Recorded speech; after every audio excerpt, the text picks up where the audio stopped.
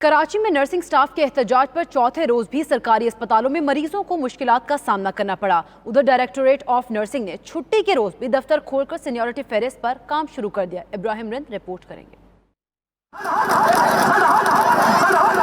شدید گرمی کے باوجود کراچی پریس کلب کے باہر سرکاری اسپتالوں کی نرسنگ سٹاف کا احتجاج چوتھے روز بھی جاری رہا۔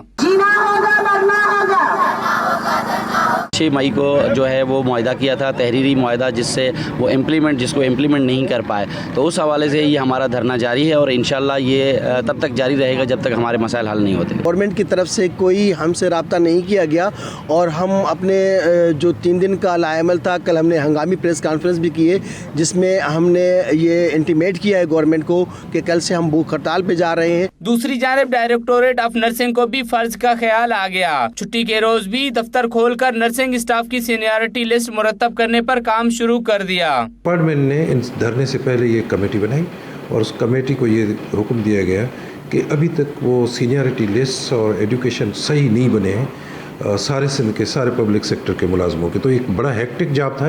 اس کے لیے ہمیں ایمرجنسی بنیادوں پہ کام کرنا پڑا، تو ہم تقریباً 60-70% کام کر چکے ہیں۔ نرسنگ سٹاف کے بائیکاٹ پر سرکاری اسپتالوں میں زیر علاج مریضوں کو سخت مشکلات کا سامنا کرنا پڑا۔ ابراہیم رند 92 نیوز کراچی۔